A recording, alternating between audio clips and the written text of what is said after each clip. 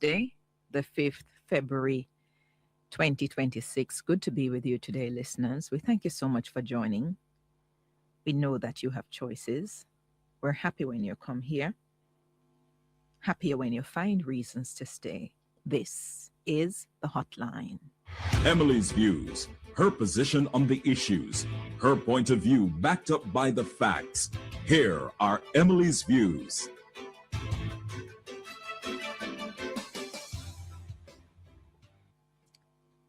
Thank you.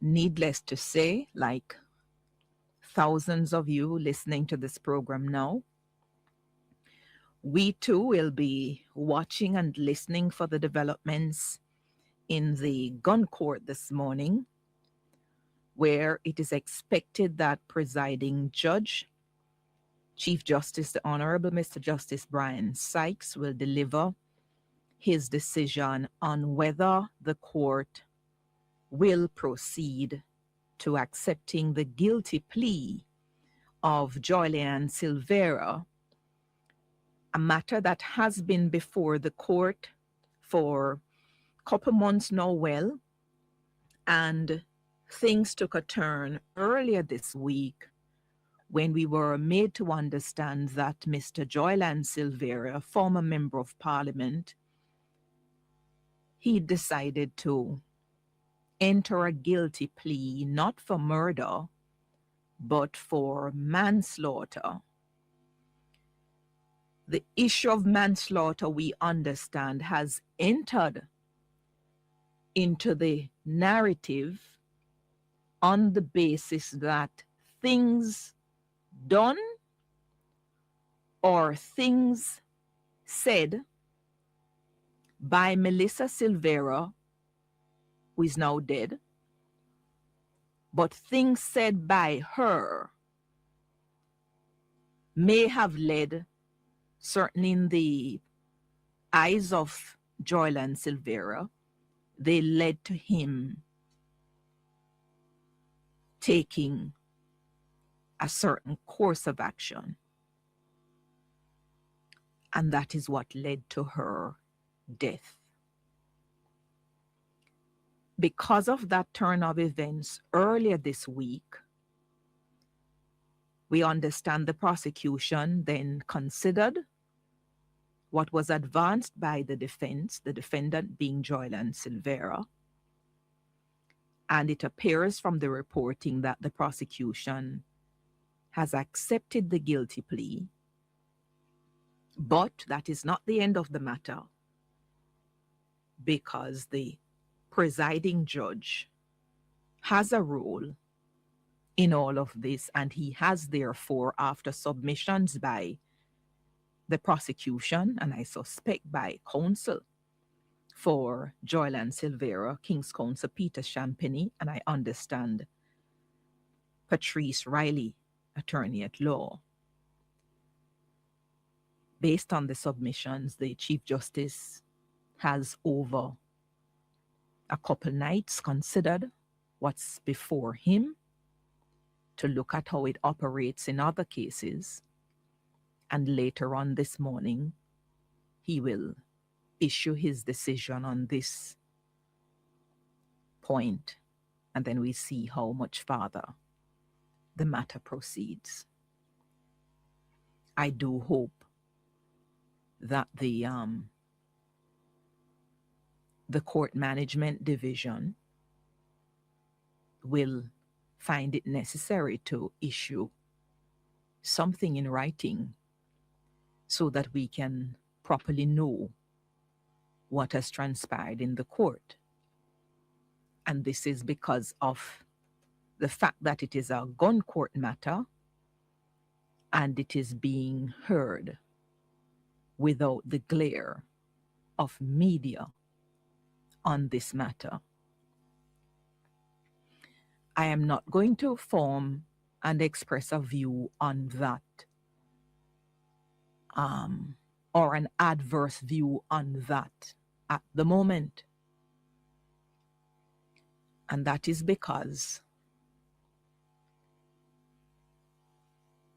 if gun court matters are now tried outside of the glare of the public. And if this is a gun court matter, as it is, irrespective of the standing or the previous standing of the defendant, I do not believe the interest of the public in this case should cause the venue to be changed so that the matter in which the public has an interest can be viewed by them merely because of the so-called standing of the accused. And if it were to be otherwise, then I think this concept of the rule of law would be totally mocked. I'm not of the view that a venue is to be decided based on the character or the public profile of the defendant. That to me is an offensive principle, and I will not stand on it at the moment. I do not know that even if a challenge is mounted to the constitutionality of the gun court law in light of the Charter of Fundamental Rights and Freedoms, I do not know what right can be claimed to be infringed to even begin to mount the challenge for the test of constitutionality to come in. I do not know which of the charter rights one can claim has been infringed. Yeah, so I'm always very wary in my own mind of seeking to have things done in a particular way because of the interest I may have in the person who is the subject of the thing. But we watch and see what will come out and what we will hear, since it is a gun court matter. The Auditor General has conducted an audit, a real-time audit, on matters related to the hurricane recovery. And specifically, there has been one about the Hurricane Melissa relief initiative audit, the one about the Starlink devices. It's not a very long report. I think it's only 28 or so pages long. And I've had the chance of reading the full report, except the attachments and so forth at the end. And I've heard Minister Vaz's response to the contents of the report. I find the report to be useful. And I really don't think that the report is to be viewed as condemnatory because of the contents, especially the contents that relate to Minister Vaz. I don't think it is to be viewed in that way, because the language of the entire document doesn't appear to me to be condemning. It is merely restating what is to happen, even within the context of an emergency. And if you look, for example, because, you know, one of the challenges I have with some of these reports, even matters concerning post-COVID, sometimes when I hear even some of the decisions that come out of courts, not only in Jamaica, but elsewhere, I'm thinking, where was I?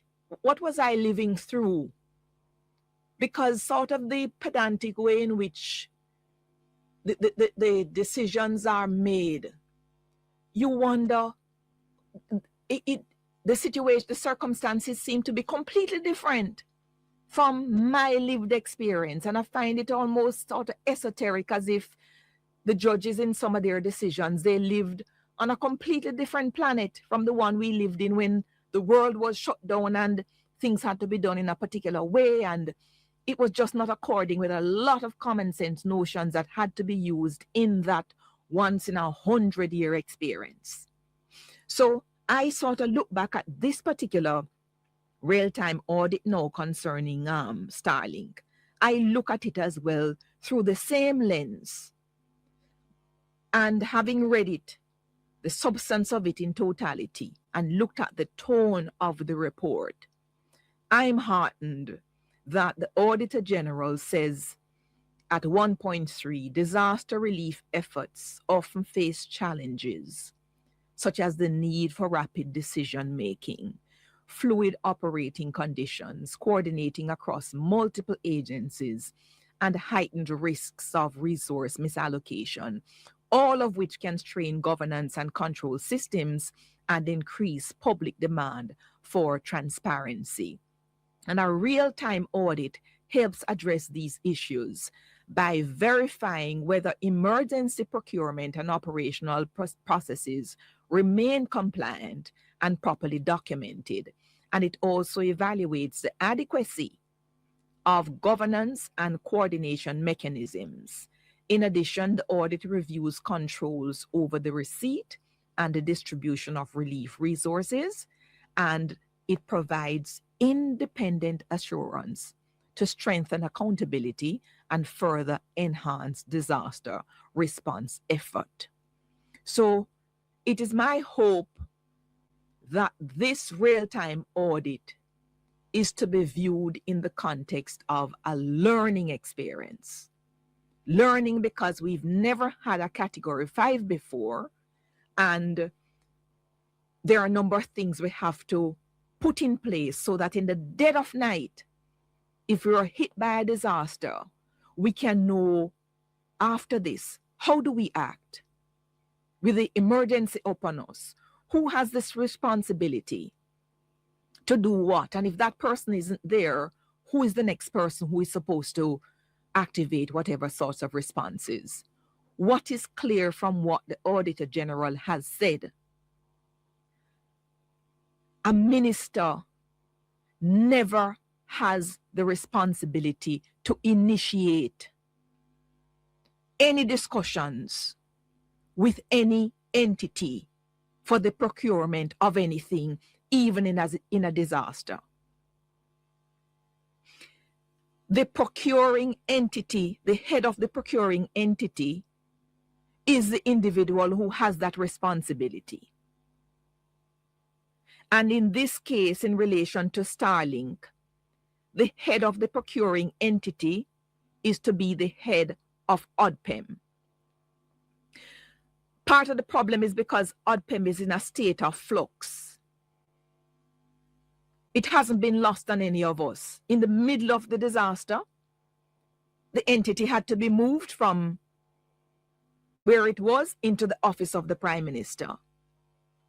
And I get that. I completely understand it because, listen to me, you see these procurement rules? Perhaps because of the history of the ways in which contracts have been awarded in nepotistic fashion, and where people have, in unsavory ways, have been alleged to have benefited financially in times long ago. These rules are so skewed, so drafted, and remain at the moment that a minister who has responsibility for policy, or a member of parliament, or even a councillor, is never to be involved in any way at all in procurement. It becomes extremely lopsided because in this dispensation, every single thing that goes wrong in the country, Every single thing that goes wrong is blamed on a politician. But the politician has no seat, no say in matters concerning procurement. So if ODPEM did not act to approve the Starlink, and if departments didn't get Starlink when the other mobile networks went down, the people of the country would chastise Darrell Vaz. And in fact, they'd bypass Darrell Vaz and go way up to the Prime Minister, because he's often the target of criticisms. So the people who are accountable to the wider populace in Jamaica are those who are part of the elected class. And the elected class, from there, you choose the selected class of policymakers is chosen. But the selected class or the elected class has no place in the procurement. It is a most curious and almost stupid makeup coming because of our history. And I think we've gone too far with the procurement rules as is, and they are crying out for reform. So there's no doubt, based on even the amendment to the Procurement Act and the regulations which came in 2018, there's no doubt that somebody in the position of the minister or even as co-chair of the disaster recovery, in the face of an emergency, he's not to be the person contacting anybody or any entity and then requesting the procuring entity to make payment. And that is all that this report is reminding us. I don't think it condemns Darrell Vaz, and I don't think Darrell Vaz is to feel condemned to the point of defending something that is not, based on the procurement rules, defensible. The big problem is not even in this report. The big problem is that you have this so-called National Disaster Fund Committee, which the Auditor General says did not effectively oversee the management of the National Disaster Fund. But this National Disaster Fund Committee has not been in operation. The committee was mandated to provide policy oversight, general administration, and effective management of the National Disaster Fund. It convened only twice during its tenure. The last meeting was held in 2022.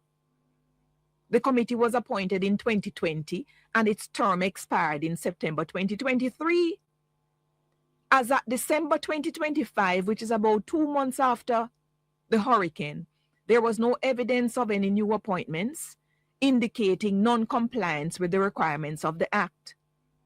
So the AG says she found that the National Disaster Fund Guidelines document, which was intended to support the administration of the National Disaster Fund, remained in draft. So because it remained in draft, and because there's no committee to meet, you have one of the stipulations under the Disaster Risk Management Act, which says that money can come from the National Disaster Fund on the authorization of the Financial Secretary after consultation with the National Disaster Fund Committee. But where you have a disaster and the committee has not met, and therefore the Financial Secretary cannot consult with the committee, is the law to be so stupid that the Financial Secretary cannot therefore withdraw any money from the fund because she hasn't consulted with a non-existing committee? And if the money doesn't come from the fund, where is the money supposed to come from? So the bottom line is, this particular report is to remind us about what is now absent, which is a functioning National Disaster Fund Committee, so that in the event of another disaster, the financial secretary can be properly advised by a functioning committee so that money can be withdrawn from the National Disaster Fund. Yeah? But then, as I said, the other thing in relation to the Starlink, the rules are so skewed against chief accounting ministers to the electorate being responsible, i.e. MP and ministers. They ultimately get the blame, but they cannot initiate anything. They're telling you the procuring entity is to be the initiating entity. So all you need to do, Minister Vaz, even in your capacity as co-chair of this committee, you are not authorized based on the amendment to the law to initiate any procurement. So know the hat you wear, and know therefore when you don't have the authority that you desire to take onto yourself, and make sure that the appropriate entity does what you believe is to be done, so long as the entity approves of it. Mark you, when Minister Vaz wrote to ODPEM requesting payment to this entity for Starlink, it is my view that if ODPEM did not approve of it, ODPEM should have said no. But they didn't. Let us use this report, as I said, as a reminder. I don't see it as condemnatory because I saw what those Starlink devices did for connectivity in Jamaica. Mark, we had some hundreds before that. And I need to understand why the full complement that we took based on this particular arrangement, why they were not all distributed. But I'm not approaching these things as if I didn't live through Hurricane Melissa and I didn't see what happened. I saw it, and I think when we read these things, we must understand that the rules, as much as we want them to work, they do require tweaking, especially in an emergency. Join us next time for Emily's Views on the Hotline.